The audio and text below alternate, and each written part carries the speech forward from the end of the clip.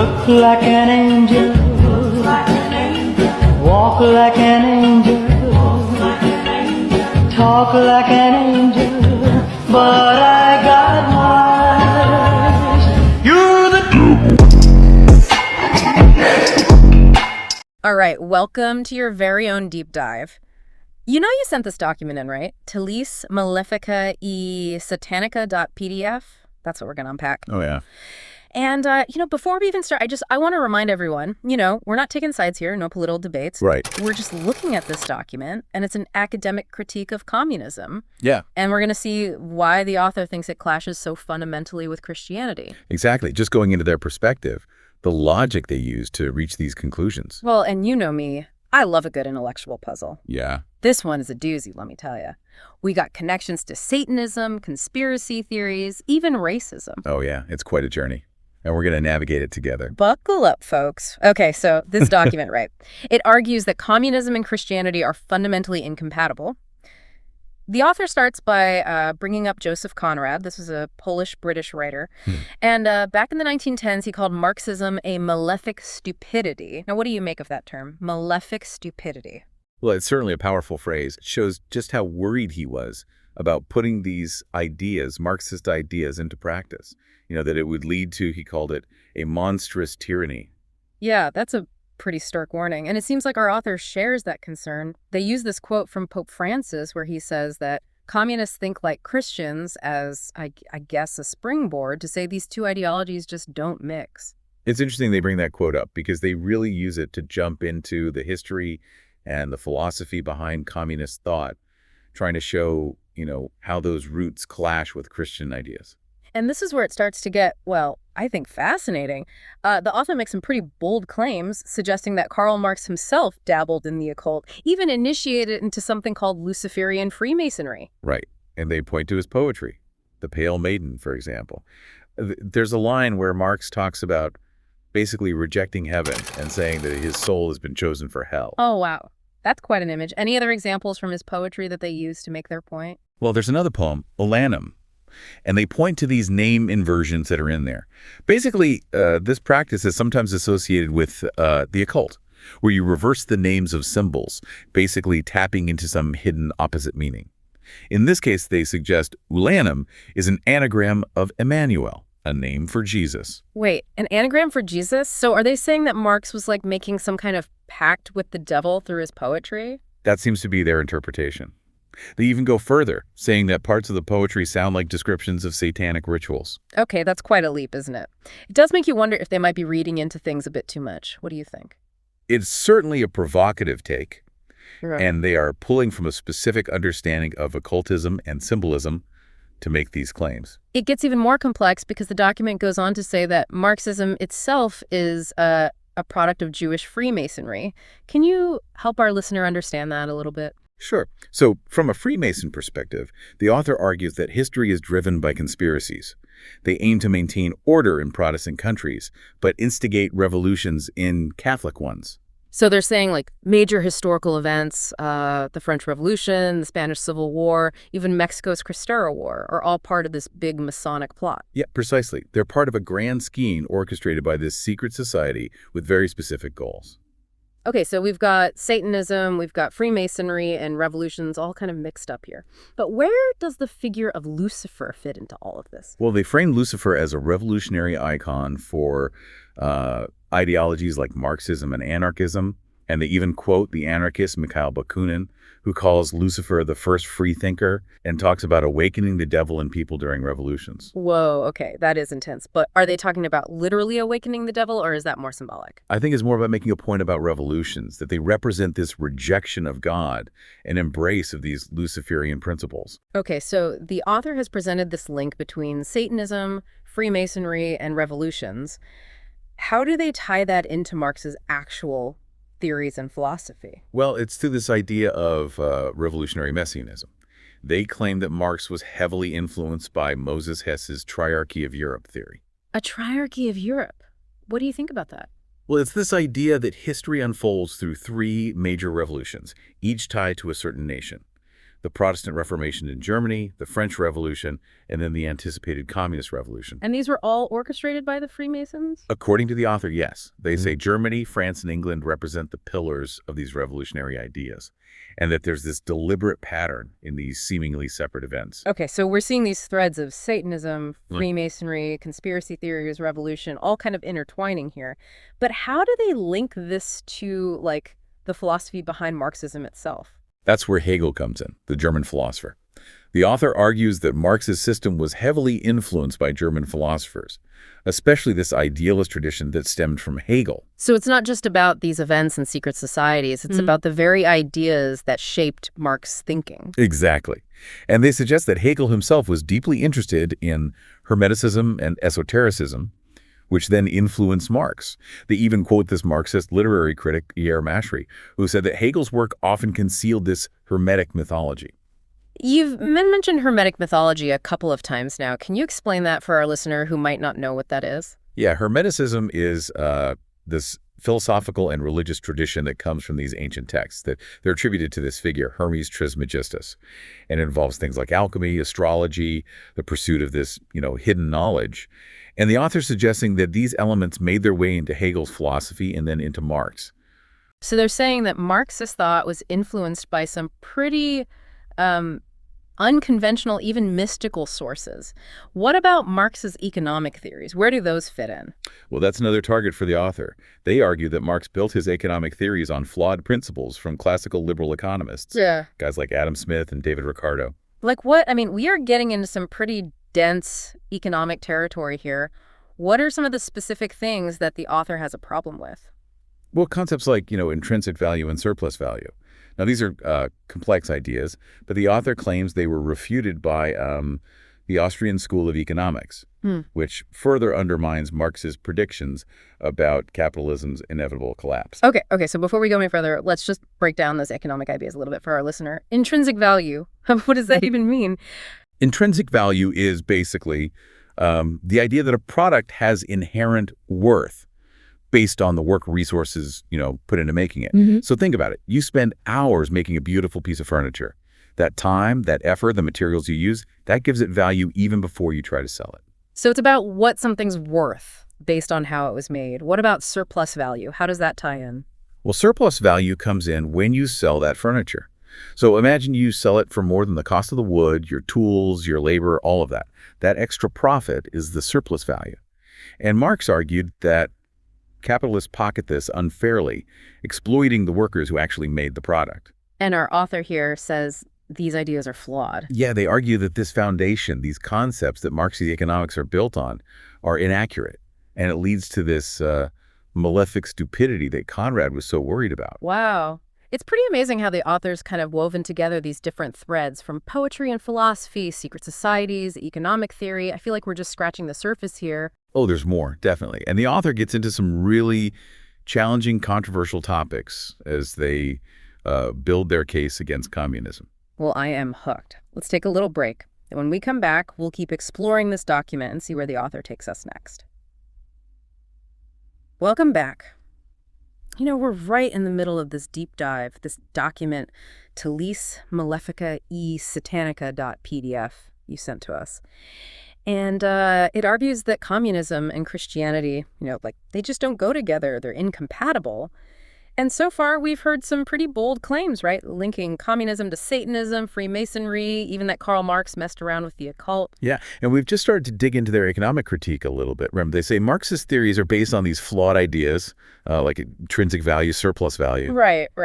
And we spend some time explaining that stuff to our listener, but where does the author go next? Well, next they kind of switch gears a bit. They start focusing on this idea of communist propaganda, what they call moral subversion. Oh, okay. Moral subversion. That sounds pretty intense. What do they mean by that? Basically, they're saying that communists twist ethics, moral principles to fit their political goals. They even quote this French philosopher Raymond Aron. He famously said that Marxism is the opium of the intellectuals. Interesting. So are they saying like Marxism is like a drug? It clouds your judgment, your morality. I think that's one way to look at it. They use Leon Trotsky's book, Their Morals and Ours, as like a perfect example of this. Trotsky says morality is fluid. It should serve society's needs, even if it means accepting lies and errors to defend the communist system. Hold on, accepting lies and errors, that's pretty different from how we usually think about morality. What do you think about that? Well, it definitely challenges those traditional ideas about objective morality, right? Mhm. And for our author, it's proof that they'll abandon the truth just to grab power. So we've got this building case against communism, Satanism, conspiracy theories, bad economics, now even moral corruption. Right? It's a lot. What's next? Well, from there, the author shifts to looking at how communist regimes have actually behaved in history, focusing on tyranny, human rights abuses, things like that. And this is where the history really matters, right? I mean, it's one thing to critique ideas, but then you see how they actually play out in the real world. Exactly. And they specifically go after Eric Hobsbawm, a pretty well-known Marxist historian. Yeah. They accuse him of basically downplaying communist atrocities in his book, Interesting Times, A Life in the 20th Century. Whoa, that's a serious accusation. What kind of things are they talking about? Oh, they list a bunch of stuff. The Soviet invasion of Poland, alongside the Nazis. That was thanks to the Molotov-Ribbentrop Pact. Then there was the communist sabotage of the French resistance during World War II, the mass rapes by the Red Army in Eastern Europe, the gulags, of course, the millions who died under Stalin and Mao. Yeah, some really, really dark parts of history there. Yeah. And they're saying this famous Marxist historian just left that stuff out to protect communism's image. That's what they claim. And they're especially harsh on how he handled famines in socialist countries. They use the example of Ethiopia under Mengistu Haile Mariam, the Derg regime. Yeah, this document does not hold back. Could you remind our listener about what happened in Ethiopia, why the author focuses on that? So in the 1980s, Ethiopia had this awful famine. Hundreds of thousands died. The Derg, this communist military junta, said it was just drought, got international aid. But our author says no, they were confiscating food, using it to control people, like what Stalin did in Ukraine with the Holodomor. So they're saying this famine wasn't just a natural disaster, it was made worse, made to happen by communist policies. Exactly. And they contrast that with how the West reacted. Stuff like the We Are the World campaign. They say everyone was tricked by the Derg's lies, blaming everything on the drought. It's like this awful image, right? This horrible famine going on. And meanwhile, you have these Western musicians trying to help raise awareness. The author seems to be pointing out this hypocrisy, right? These communist regimes claiming they're for the working class, but then doing stuff like this. Yeah, and they keep going with that idea. They condemn those mass rapes of German women after World War II by Soviet troops. They use Thomas Goodrich's book, Hellstorm. It's all about how brutal the Soviets were to German civilians during the occupation. This period, how German civilians were treated, it kind of gets overshadowed by the Holocaust. It's tough to talk about, but we can't forget the suffering of all victims, right? The authors seem to agree. They share these chilling passages from Goodrich's book and this diary entry from a German priest. Both describe horrific things happening to nuns. Man, it's hard to hear. It reminds us that even when war ends, the suffering doesn't always stop. Yeah, and they also include a part of Alexander Solzhenitsyn's poem, A Feast of Victors. It depicts how brutally Soviet soldiers treated German civilians. Solzhenitsyn, the guy who wrote the Gulag Archipelago, that's a powerful voice to bring in, given what he went through under the Soviets. Exactly. They use his account to show just how widespread these crimes were. So we have these wartime atrocities, but are they just listing them out, or is there a bigger point? They connect it all to this pattern of religious persecution, under communist regimes. They talk about priests being killed, churches destroyed as evidence. So they're saying that communism, just by its nature, hates religion. That's what they believe. It's that atheistic worldview, they say, at the heart of it that leads to suppressing faith. Okay, so we've seen the author connect communism to all these horrible things. What's their final point? They go back to their main argument, saying that communism actually exploits the working class, the very people it's supposed to help.